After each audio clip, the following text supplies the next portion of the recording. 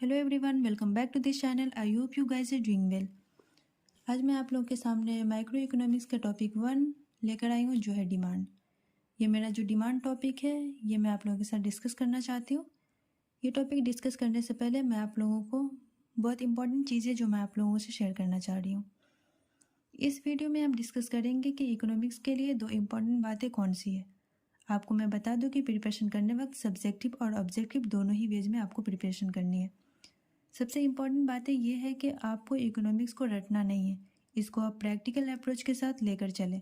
आप अपने कॉन्सेप्ट को प्रैक्टिकली समझें तो आप कभी भी कंफ्यूज नहीं होंगे और कभी भी अपने कॉन्सेप्ट को भूलेंगे नहीं। इस वीडियो को मैं कंटिन्यू रखती हूँ अपनी डिमांड टॉपिक के साथ, जो मैं आप लोगों के साथ डिस्कस करना चाह रही हूँ। ये हमारा डिमांड टॉपिक है, जिसका नोट्स मैंने पहले से ही तैयार किया हुआ है। आप लोग हमारे वीडियो में देख पा रहे होंगे। ये मैंने डिमांड टॉपिक जो है, इसका डिफिनेशन मैंने बहुत छोटा सा लिखा है, जिससे आप लोग आसानी से समझ पाएंगे। मैंने इसका बहुत छोटा डिफिनेशन दिया है आप लोगों को समझने के लिए, और जब आप समझ लेंगे तो उसके आप जितने भी बड़े डिफिनेशन आप बना सकते हैं, आप खुद उसको लिख सकते हैं, अपने लैंग्वेज में उसको बता सकते हैं, किसी को समझा सकते हैं अगर कोई पूछते हैं तो। बस मैंने समझाने के लिए आपको ये लिया है। ये हमारा जो डिमांड है, इसको मैं आपको बता दूँ कि इसका डिफिनेशन क्या है। It is a quantity of a commodity that consumer is willing and able to buy at a given price within a given period of time. यहाँ पे जो मैंने नोट्स लिखा है वो मैंने इंग्लिश में लिखा है, तो आप लोग परेशान नहीं होंगे। जिनको अगर हिंदी में लिखनी है तो वो हिंदी में भी लिख सकते हैं। मैं ये जो पढ़ा रही हूँ, ये मैं बता रही हूँ, ये इंग्लिश में नोट्स हैं, बट मैं इसका हिंदी भी बताऊँगी। तो बच्चे हैं जो हिंदी में लिखना चाहते हैं तो वो हिंदी में भी लिख सकते हैं, कोई प्रॉब्लम नहीं होगी। तो मैं इसको बताऊं आपको। ये मैंने आपको, आई रिपीट अगेन, मैं एक बार फिर बोल दे रही हूँ। It is a quantity of a commodity that consumer is willing and able to buy at a given price within a given period of time. इसका मैं हिंदी बता दूं, ये किसी भी वस्तु की वह मात्रा है जिसको कंज्यूमर खरीद सकता है या फिर खरीदने के लिए तैयार है, उसे हम डिमांड कहते हैं। मैं यहाँ में आपको बोल दूं कि मैंने कंज्यूमर बोल दिया है, तो कंज्यूमर का भी मीनिंग आपको मैं बता देती हूँ कि वो उपभोक्ता होता है हिंदी में। तो मैं एक बार फिर से बोल देती हूँ, ये किसी वस्तु की वह मात्रा है जिसको कंज्यूमर खरीद सकता है, उपभोक्ता खरीद सकता है या फिर खरीदने के लिए तैयार है, उसे हम डिमांड कहते हैं। यहाँ पे मैंने लिया है डिमांड फंक्शन, इसका भी मैंने डिफिनेशन लिखा है, तो आप ये डिफिनेशन को समझ सकते हैं। और इसका मैं हिंदी भी बता दूंगी, आप उसको भी लिख सकते हैं। यहाँ पे मैं बता दूं कि it is the functional relationship between quantity demanded its determinant. इसका मतलब होता है कि ये क्वांटिटी डिमांडेड एंड उसको इफेक्ट करने वाले फैक्टर्स के बीच का रिलेशनशिप होता है। आई रिपीट अगेन, ये क्वांटिटी डिमांडेड एंड उसको इफेक्ट करने वाले फैक्टर्स के बीच का रिलेशनशिप होता है। यहाँ पे मैंने कुछ मैथमेटिकल टर्म्स लिए हैं, तो आप मैथमेटिकल टर्म्स से भी आप इसको समझ सकते हैं। यहाँ पे जो हमने मैथमेटिकल टर्म्स लिए, ये इसलिए लिए हैं कि आप अगर अपने एग्ज़ाम में मैथमेटिकल टर्म्स डालते हैं तो ये आपकी कॉपी को ज़्यादा बेहतर बना सकते हैं, जिससे आपके रिजल्ट्स काफ़ी अच्छे आ सकते हैं और काफ़ी अच्छे मार्क्स आएंगे। मुझे उम्मीद है कि आप लोग अगर इस ढंग से अगर आप लोग अपनी कॉपी को फिल करते हैं तो मुझे उम्मीद है कि आप लोगों के अच्छे मार्क्स आएंगे। यहाँ पे मैंने लिखा है, ये जो हमारा ये फंक्शन है, quantity demanded of X is equal to function, ये है हमारा, ये है price of X, price of related goods, income of consumer, taste and preference, season and climate, etc। इस फंक्शन को हमने यहाँ पे अच्छे से लिखा है ताकि आप इनको अच्छे से समझ पाए कि ये हमने लिखा क्या है। ये आप लोग इसको नोट भी कर सकते हैं। यहाँ पे मैंने लिखा है कि ये क्यू डी एक्स है, तो यहाँ पे मैंने क्वांटिटी डिमांडेड लिख चुकी हूँ। पी एक्स है, यहाँ पे प्राइस ऑफ एक्स लिखी हूँ। पी आर है, प्राइस ऑफ रिलेटेड गुड्स लिखी हूँ। वाई है तो इनकम ऑफ कंज्यूमर लिखी हूँ।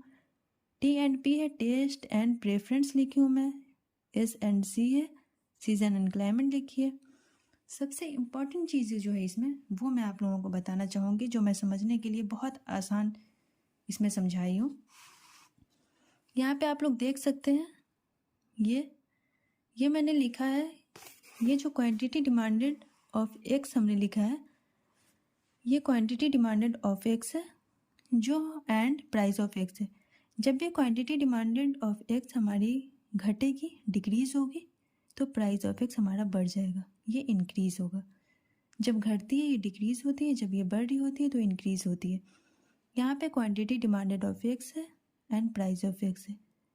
यहाँ पे क्वांटिटी डिमांडेड एक्स जो है ये हमारी इंक्रीज हो रही है, बढ़ रही है, प्राइस ऑफ एक्स हमारी घट रही है, डिक्रीज हो रही है। ये जो मैंने आप लोगों को बताया है इसको हमने नॉर्मल गुड बोलते हैं। नॉर्मल गुड ये इन्वर्स होता है। यहाँ पे मैंने सिर्फ इन्वर्स लिखा है, तो आप इसको इन्वर्स रिलेशनशिप लिख सकते हैं।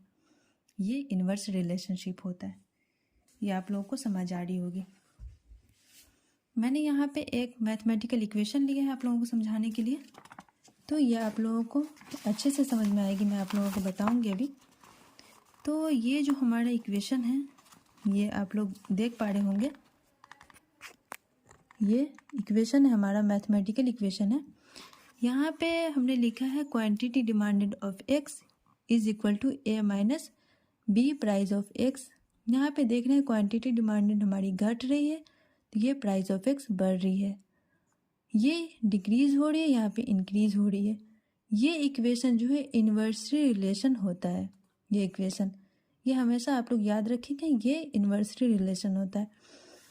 इस इक्वेशन में प्राइस ऑफ एक्स बढ़ रही है तो क्वांटिटी डिमांडेड घट रही है, प्राइस ऑफ एक्स इंक्रीज हो रही है, यहाँ पे डिक्रीज हो रही है, क्योंकि ये निगेटिव रिलेशनशिप होता है। यहाँ मैं आपको बता दूँ ये निगेटिव रिलेशनशिप होता है। यहाँ पे जो ये इक्वेशन मैंने पहले डाला था, ये इक्वेशन मैंने इसलिए डाला कि मैं आप लोगों को बता सकूं कि ये कौन सा डिमांड कर्व है। ये कभी भी आपके ऑब्जेक्टिव क्वेश्चन में ये आ सकते हैं। यहाँ पर मैंने इसको यहाँ पे ला करके दिखाया है कि ये लीनियर डिमांड कर्व है। यहाँ पे ये लीनियर डिमांड कर्व होता है, ये जो हमेशा, यहाँ पे मैंने लीनियर डिमांड कर्व लिखा है जो हमेशा निगेटिव होता है। यहाँ पे एक मैंने नॉन लीनियर डिमांड कर्व भी दिखाया है आप लोगों को। Quantity demanded of X is equal to A minus B price of X का स्क्वायर। यहाँ पे ये नॉन लीनियर डिमांड कर्व हो गया, ये जो है नॉन लीनियर डिमांड कर्व। बहुत बार ये भी आपके एग्जाम में आ सकते हैं कि demand linear demand curve and non linear demand curve क्या होता है। यहाँ पे मैंने प्राइस ऑफ रिलेशनशिप का जो ये गुड्स है के साथ क्या रिलेशन बनता है वो मैं आपको बताऊँ। यहाँ पे प्राइस ऑफ रिलेशनशिप गुड्स के साथ रिलेशनशिप, ये 2 टाइप्स के होते हैं। यहाँ पे पहले मैं बता दूँ कि यहाँ पे फर्स्ट जो होता है वो substitute goods and complement goods, ये 2 गुड्स हैं, substitute good and complement good. इन 2 गुड्स जो हैं हमारे, ये मैंने इन दोनों को नेक्स्ट क्लास में डिस्कस करूँगी, क्योंकि मैं वीडियो को ज़्यादा लंबा नहीं करना चाहती, तो इसलिए मैं इसको नेक्स्ट क्लास में डिस्कस करूँगी। जो मैंने यहाँ पे लिख दिया है आपको नेक्स्ट क्लास वीडियो, जब मैं इस वीडियो को छोटा करना चाहती हूँ ताकि आप लोगों के लिए आसानी हो समझना, तो इसलिए प्लीज़ आप इसको अच्छे से समझ आए, पढ़ें। आप कोई प्रॉब्लम हो तो आप मुझे कमेंट करके बता सकती हैं, कुछ पूछना हो तो आप लोग। मैं उम्मीद करूँगी कि आप लोगों को समझ आएगी ये वीडियो, और प्लीज़ अगर कुछ नहीं समझ आए तो आप लोग मुझसे पूछ सकते हैं। और इस वीडियो को मैं यहीं पे एंड करती हूँ। उम्मीद करती हूँ आप लोगों को ये वीडियो पसंद आएगी। अगर पसंद आए तो हमारे वीडियो को लाइक करें, मेरे चैनल को सब्सक्राइब करें और अपने फ्रेंड्स के साथ शेयर भी करें। Thank you.